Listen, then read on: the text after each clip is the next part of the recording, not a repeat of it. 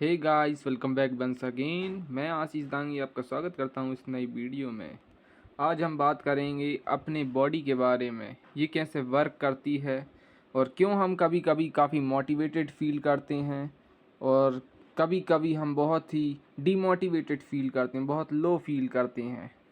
हमारी बॉडी के जो एनर्जी लेवल्स होते हैं, आखिर कौन इनको कंट्रोल करता है, आखिर ये क्यों कभी हाई तो कभी लो रहते हैं, इसके पीछे का एक रीज़न समझते हैं। इसके पीछे एक रीज़न नहीं बल्कि कई रीज़न हो सकते हैं। पहला जो रीज़न है वो है डोपामीन। डोपामीन हमारा एक सबसे मेन न्यूरोट्रांसमीटर है। हमारे ब्रेन के जो न्यूरॉन्स होते हैं उनके बीच के जो कनेक्शन हैं, उनके बीच का जो भी कनेक्शन है उसमें उसका बहुत बड़ा रोल है। वो एक न्यूरोट्रांसमीटर है जो उनके बीच में कनेक्शन को जोड़े रखता है, इन्फॉर्मेशन को ट्रांसफ़र करने में हेल्प करता है, सोचने समझने और एक्शन लेने की कैपेबिलिटी को बढ़ाता है हमारे ब्रेन में। डोपामीन, तो how to increase your dopamine levels? First, अपनी डाइट में high omega 3 fatty acid, vitamin B12 जैसी चीज़ों को शामिल करें। अब आप बोलेंगे विटामिन बी हम कैसे प्राप्त करें? विटामिन बी के अच्छे सोर्स हैं नॉन वेज खाना, जैसे फ़िश हो गया, चिकन हो गया, एग हो गया, ये सब चीज़ें good source of vitamin B हैं। विटामिन बी का अच्छा सोर्स है। और दूसरा है चावल। तीसरा ओमेगा 3, मतलब ओमेगा 3 कैप्सूल जो हैं वो नंबर 1 पे हैं, तो इनको आप डेली कंज्यूम कीजिए। और सबसे इम्पोर्टेंट बात, आपको एक चीज़ अवॉइड करनी है, वो है अपना स्मार्टफोन, रील्स, टीवी, अपना स्क्रीन टाइम रिड्यूस करें। अपने स्क्रीन टाइम को रिड्यूस करने के लिए आपको अपने आप पर कंट्रोल करना होगा, अपनी विल पावर को इंक्रीज़ करना होगा, इन्हेंस करना होगा। स्क्रीन टाइम को लंबे टाइम तक आप ज़्यादातर फ़ोन चलाते हैं तो चीप डोपामीन आपकी बॉडी में इंस्टेंटली ग्रो होता है। मैं आपको क्लियर वर्ड्स में समझाता हूँ। हमारी बॉडी रियलिटी और इमेजिनेशन में फ़र्क नहीं जानती।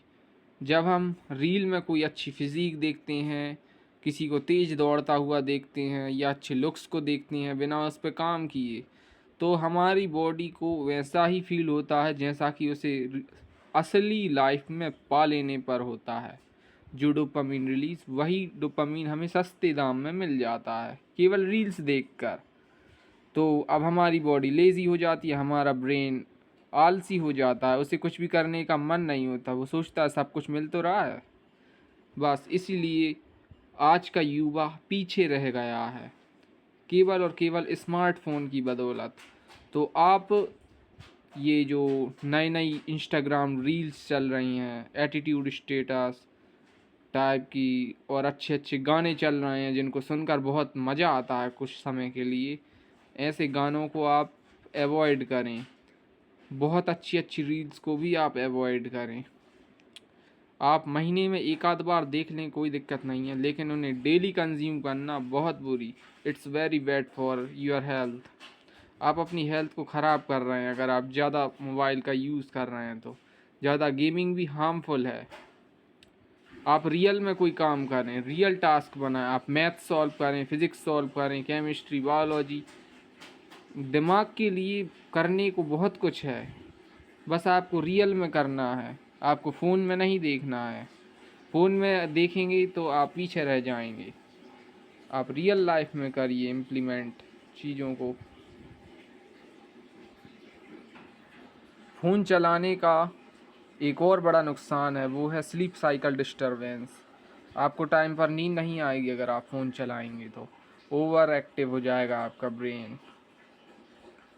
दूसरा, चिड़चिड़ा होना। तीसरा, शॉर्ट टर्म मेमोरी लॉस और लॉन्ग टर्म मेमोरी लॉस। इसके बारे में मैं बहुत टाइम से डिस्कस करना चाह रहा था। मोबाइल चलाने से लॉन्ग टर्म और शॉर्ट टर्म दोनों तरह की मेमोरी लॉसेस होते हैं। क्योंकि हमारा दिमाग इन्फॉर्मेशन को सेव ही नहीं कर पाता। हम एक वीडियो को अगर एक बार देखें और उसे दोबारा ना देखें तो हमारे दिमाग को याद करने में कठिनाई होती है। हमारे दिमाग को आदत होती है एक चीज़ को 3-4 बार पढ़ना फिर उससे सेव करना। ये हैबिट है हमारे ब्रेन की, और हम धड़ाधड़ 100+ रील्स स्क्रॉल कर लेते हैं, फिर हमें कुछ भी याद नहीं रहता है इसके बारे में। तो इससे हमारी जो इंफॉर्मेशन सेविंग कैपेबिलिटी है ब्रेन की वो डिस्टर्ब हो जाती है, जिससे short term memory loss, long term memory loss ये दोनों होते हैं। डोपामीन हाई स्पाइक आते हैं उसमें, तो डोपामीन लेवल भी डिस्टर्ब होता है। तो आप डोपामीन को बैलेंस रखें। ठीक है, आप डोपामीन को कैसे बैलेंस रख सकते हैं? अपने सेरोटोनिन बढ़ाकर। सेरोटोनिन बढ़ते हैं सोशल होने से, तो अपने सेरोटोनिन को बढ़ाएं और डोपामीन की एक नेचुरल क्वांटिटी को इंक्रीज़ करें। आप कोई काम करें और उससे मिलने वाली जो छोटी छोटी सक्सेस है, छोटे छोटे अचीवमेंट को एंजॉय करें और उसे लिखें कि आज हमने ये बेहतर किया, ये बेहतर किया। आप इससे और ग्रोथ कर पाएंगे अपनी लाइफ में।